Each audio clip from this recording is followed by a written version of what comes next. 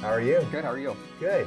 Please give us your full name and what you do, and tell us a little bit about your background in food service. Okay, well, my name is Jeremy Leader. I'm a server here. I also do some caterings. I've been in food service since the year 2000. I actually started when I was in college. Oh, wow. So I worked in a mainstream restaurant for actually 13 years before I came here. Tell me about that experience that you had in restaurants. Well, I started out as a server. It was a family restaurant, kind of similar to Perkins. They're only in Pennsylvania, Virginia, and Ohio. But I started out as a server, and then I worked my way up to become a shift manager. Oh. So I did pretty much everything there. I served, I was a host, prep, cook, pretty much a little bit of everything. No Yeah. kidding. So that whole time you were with the same company? Yeah. Oh, good for you. Yeah. Because I went to college for business admin and management, so I got my accounting degree in that. And while I was in college is when I started working in the restaurant. So how is it you transitioned from the restaurant industry into senior living? So I moved to the Kansas City area. I moved here in the year 2013. Okay. So when I moved here, I didn't know what I wanted to do. I just wanted something that was unique and different. And my friend was actually a nurse here. She worked at the care center. Okay. So she suggested one of the restaurants here. So I applied, and the rest is history there. What's the difference between the experience you had in a full service restaurant versus, coming to a place like this? At a full service, every day was more different. You would see a lot more different faces.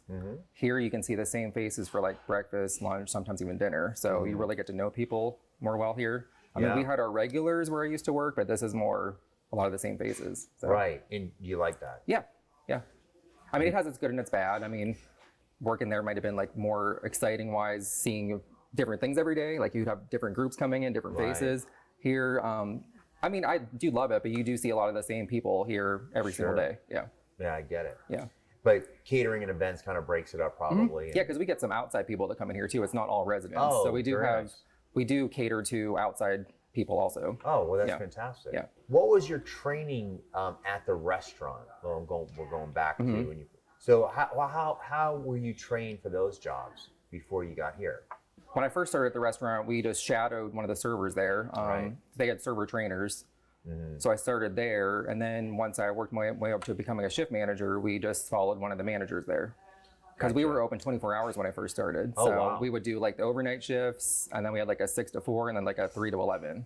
Oh my goodness. So I did pretty much everything. Yeah, Yeah. that's a lot. So that was really different it's just also. shadow on the job training. That was basically what it was like. And I also became Serve Safe certified also. So we Excellent. actually went to classes in the city for that. Right. Really nice. Because we were required, being a manager, to be Serve Safe. Right. So when you came here, you already had basics of food service. You understood sanitation. Oh, yeah. And, cross contamination, all the things we need to know to serve safe and all that stuff. That's Yep. awesome. So in terms of working in senior communities, how do you feel about serving older people that are older than you? I mean, Oh, I love it. Yeah. If someone's thinking about working here, it's like almost like having like 100 sets of like grandparents. right. So which is awesome because they're amazing. Yeah. And we learn like so much from each other. Like I learn from them, they learn from me. So it's like a Right. back and forth. Right. I think sometimes younger people lose sight of the fact that the world that we have today is not necessarily the world that these people grew up in. Oh yeah, There definitely. was no internet. There was 3 television channels. At Yeah. one point, there was no television.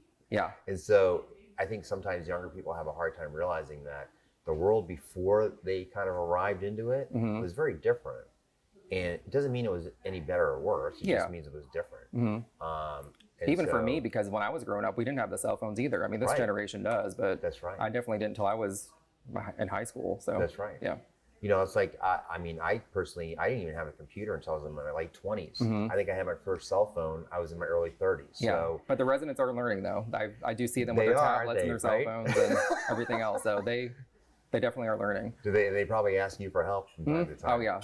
Nice. People need help with like their cell phones or their like Kindles or just different things. Sure. Their computers in their rooms. Yeah. I've actually Right. gone to a resident's room to help her with her computer before. So Very yeah, nice. so we do all that. That's very nice. So it really is a relationship Yeah. based type position and Oh, and definitely. activity in it. Yeah, we become really close here, which Very is nice. it's kind of like a double-edged sword though, because you do lose them also. Yeah. So you can become really close to these residents, and then no one lives forever. So that's been difficult. Yeah. Right. It's probably also a learning experience. Also It is. in Yeah. itself, Yeah. about life. Mm-hmm. Right. Interesting. Mm-hmm. So, what are your plans now? I mean, as you move forward in the future, I mean, is your intention to stay here, or I mean, what are your goals? Well, it's funny you say that because I'm actually moving back home to Pennsylvania next month. Oh, no kidding. Mm-hmm. And what are your plans when you get there? I really don't know yet. I've been kind of looking online at different jobs. There's a really nice bed and breakfast that's looking for a server. Oh, very nice. I just don't know if I want to stay in food service forever, but I do love it. this is all I've known. I mean, I've started this when I was in college, so. But I definitely want to stay in hospitality in some respect. Yes, you definitely have that personality, and I would encourage that. Thank you. Yeah. So you've been here at John Knox Village. You know, I know in the last year or so they started assigning coursework in the Pineapple Academy. Yeah. Have you been taking those courses? Yeah, we did them last year. I haven't done mine yet this year, but last year we did the whole set. Yeah. Right. And how do you feel about that? Very good. Yeah. I think it makes you more confident learning from like experts. Mm-hmm. So it really helps you on your day-to-day job. Right. So you were able to apply and saw how it connected to what you're doing on a day-to-day basis. Yeah, because I've been working in the food service for so long that I still learn stuff even though I've been doing this for so long. So it does help. Yeah. Right.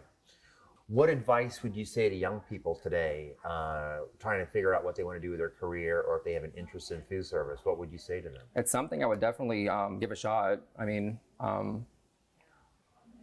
especially if it's your first job. I mean, because we have a lot of servers here that are in high school still, and they really work with your hours. Because you can just work nights here and still go to high school during the day. Right. So they really do work with you and make sure you're able to keep the job. Right. Yeah. That's really nice.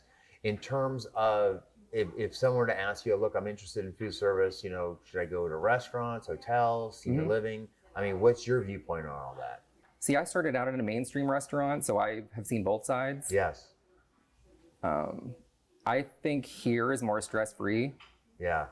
Because if you're working in a mainstream restaurant, I've seen it where there's like 40 to 45 minutes to an hour waits and just crazy people running around everywhere. I mean, this is a more relaxed environment. Mm-hmm. So it might actually be better to start at a place like this and then work your way up to more mainstream. Yeah. Mm-hmm. I mean, it does get fast paced here, but I've seen it where it's much more fast paced. Sure. Yeah. And what about the hours as compared to restaurants? I actually work more hours here than I did at the other. Is that right?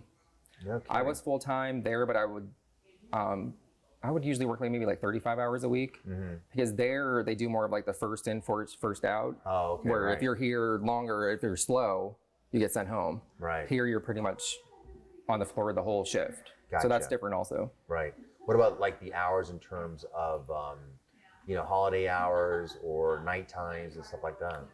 It's nice for high school kids because you're usually out of here by like 7 o'clock. Mm-hmm. If you go to like a more mainstream outside restaurant, you could be probably there till like even midnight. I mean, because they're open longer. That's right. So that's nice about this place also. Right. A little different pace. And has more time to do other things. And we do work holidays, but we're usually out of here by like 1:30. So you still have time to enjoy the holidays. Well, Jeremy, it was a pleasure talking to you today. Thank you so much for joining us, and thank you for being on the Pineapple Academy. Yeah, thank you. I appreciate it. Thank you.